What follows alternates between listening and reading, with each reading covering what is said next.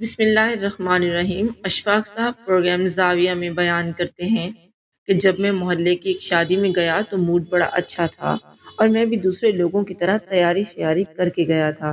شادی کی اس تقریب میں کئی مانگنے والے اور جگتے لگا کر پیسے لینے والے بھی آئے ہوئے تھے، جنہیں ہم عام زبان میں بھنڈ کہتے ہیں۔ آج کل تو ہمارے ہاں ان کا رواج ذرا کم ہو گیا ہے اور لوگ شادی حالوں میں شادی کی تقریبات کرتے ہیں اور انہیں ہالوں کے اندر گھسنے کی اجازت نہیں دی جاتی۔ پہلے ایسا ہوتا تھا کہ ان کے بغیر شادی کی خوشیاں نہ ہونے کے برابر ہوتی تھیں۔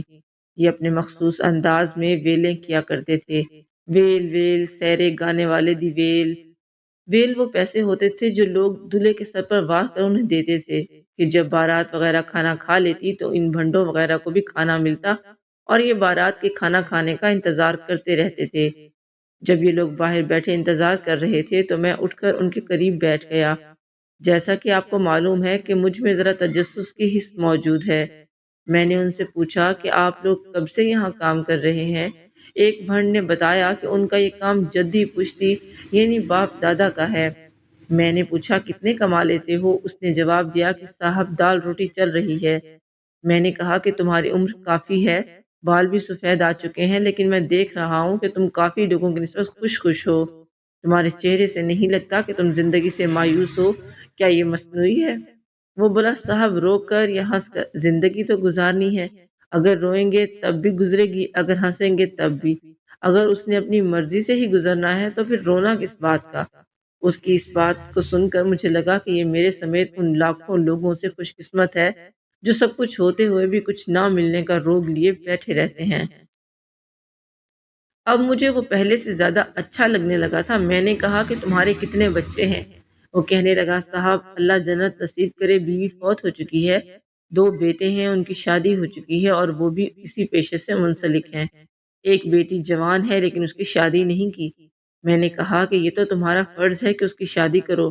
اب میں اپنی دانست میں کچھ زیادہ دانا اور سیانہ بن رہا تھا۔ وہ گویا ہوا صاحب جی بیٹی کی شادی پیسوں سے ہوتی ہے، چاہے کوئی خود کتنا ہی غریب کیوں نہ ہو اس سے جہیز مانگا جاتا ہے، لیکن صاحب جی میں پھر بھی خدا کے گھر سے مایوس نہیں، اس کی شادی بھی خدا نے چاہا تو ہو ہی جائے گی۔ میرا خدا پر بھروسہ ہے۔ میں اس کی بات سن کر روحان سا ہو گیا اور اپنے ہی آپ پر کڑنے لگا کہ وہ شخص جو نہ ایم اے پاس تھا نہ ہی اس نے کسی یونیورسٹی سے کوئی ڈگری لے رکھی تھی، اس کا اپنے خدا پر کس قدر ایمان اور یقین پختہ تھا، اور میں جو ہوں دنیا جہاں کی کتابیں پڑھ کر بھی اس سے انتہائی پست درجے پر ہوں۔ اس کی ذمہ داری مجھ سے زیادہ اس خدا پر ہے جس نے مجھے اسے اور سب کو پیدا کیا ہے۔ میں کبھی زیادہ متفکر نہیں ہوا۔ میں نے زندگی بھر بڑی شادیاں دیکھی ہیں اور میرے دل سے ہمیشہ کوئی دلہن دیکھ کر اس کے نصیبوں کے اچھا ہونے کی دعا نکلی ہے، اور یہ کیسے ہو سکتا ہے کہ میری اس بیٹی کے نصیب اچھے نہ ہوں۔ جب ہم آزاد کشمیر ریڈیو میں کام کیا کرتے تھے وہاں ہمارے پاس ایک ملازم قطب الدین ہوا کرتا تھا۔ اس کی عمر کوئی 60 کے قریب تھی۔ ہم اسے بابا قطبہ کہا کرتے تھے۔ وہ بڑا اچھا بابا تھا، ہمارا بڑا خیال رکھتا تھا، ہمارے لیے پانی گرم کرتا اور چائے پانی کا بڑا خیال رکھتا۔ کھلے آستینوں کا کرتا پہنتا تھا جو شاید اس کے پاس واحد تھا یا پھر کوئی شاید دوسرا بھی ہوگا۔ وہ اپنی موج میں مست رہتا، بات بہت کم کیا کرتا تھا، لیکن جب کرتا تھا تو ہم سب کی بولتی بند ہو جاتی تھی۔ اس نے کبھی ہم سے رقم وغیرہ کا تقاضا نہیں کیا۔ ہم سمجھتے تھے کہ شاید وہ پیسے وغیرہ مانگنے سے شرماتا ہے یا اس کے دل میں یہ بات ہے کہ اگر اس نے تنخواہ سے بڑھ کر رقم کا تقاضا کیا تو ہم ناراض ہو جائیں گے۔ اس لیے ہم جب بھی لاہور آتے یا مارکیٹ جاتے تو اس کے لیے بھی کوئی نہ کوئی چیز لے لیتے، اور یہ ذہن میں ہوتا کہ وہ خوش ہو جائے گا اور ہماری خدمات کا بار محسوس نہیں کرے گا۔ ایک عید پر جب ہم واپس آنے لگے تو ہم نے سوچا بابا کتبے کو اپنی روانگی بارے بتا دیتے ہیں اور اسے دفتر کی چابیاں وغیرہ بھی دے دیتے ہیں۔ گو کچھ ضروری سٹاف نے وہاں رہنا تھا لیکن زیادہ لوگ واپس جا رہے تھے۔ ابھی ہم یہ سوچ رہے تھے کہ اسے کیا کیا ہدایت دینی ہے تو بابا کتبہ دوڑتا ہوا وہاں آ گیا۔ اس کا سانس پھولا ہوا تھا اور اس نے کہا مجھے ڈر تھا کہ کہیں آپ چلے ہی نہ گئے ہوں۔ اس کے ہاتھ میں ایک شاپر تھا، اس نے وہ ہماری طرف بڑھایا اور کہنے لگا صاحب جی ناراض نہ ہونا، یہ تھوڑی سی چیزیں ہیں، یہ آپ میری طرف سے ساتھ لے جائیے گا اور آپ لوگوں کے بچوں کے لیے ہیں۔ ہم نے حیران ہو کر پوچھا بابا یہ ساری چیزیں تو کہاں سے لایا؟ وہ کہنے لگا میں سال بھر اپنی تنخواہ سے تھوڑا تھوڑا بچاتا رہا، اس سے کچھ پیسے بن گئے تو سب کے لیے کچھ نہ کچھ لے آیا۔ آپ ساتھ لے جائیں گے تو مجھے بڑی خوشی ہوگی۔ آپ لوگ یقین کریں ہمیں وہ عام سا کام کرنے والا بابا کتبہ ہم سب سے بڑا لگا۔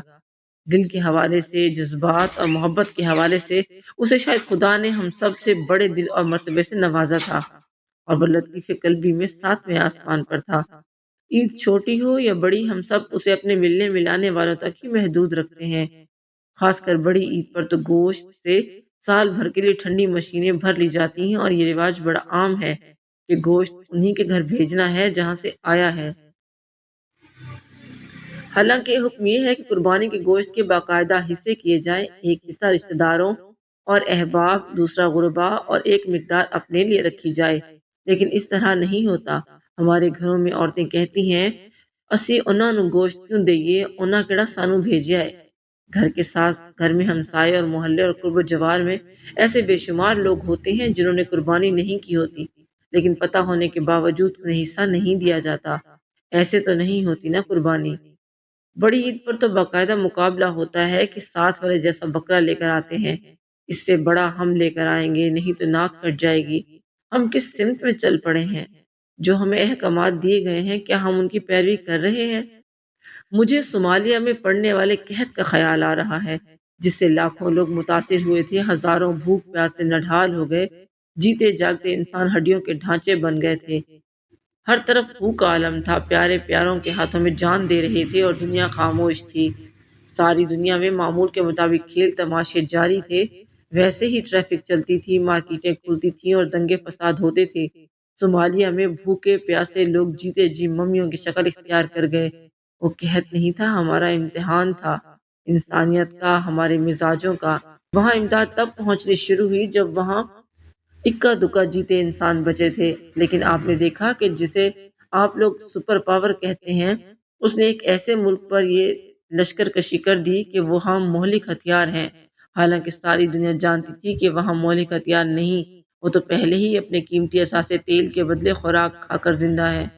ہونا تو یہ چاہیے تھا کہ صومالیہ کی طرف دنیا فوری رجوع کرتی، لیکن توجہ زیادہ ہلاکتوں کی طرف ہوئی۔ ہم سے تو یہ ہوا اور موسم ہی اچھے ہیں، جب وقت پر آتے ہیں۔ گرمیوں کو پتہ ہے کہ اب اس کے جانے اور سردی کے آنے کی باری ہے، وہ ذرا ضد نہیں کرتی۔ ہوا مسلسل اپنی ذمہ داری نبھا رہی ہے اور ہم جہاں بھی ہوں ہم تک پہنچتی ہے، لیکن ہم انسان اپنے فرائض سے غافل ہیں۔ اللہ آپ کو آسانیاں عطا فرمائے اور اس بھنڈ جیسا تقویٰ اور توکل، موسموں جیسی ذمہ داری اور باب کتبے جیسی محبت اور نرم خوئی عطا فرمائے، اور اسے تقسیم کرنے کا شرف عطا فرمائے۔ آمین۔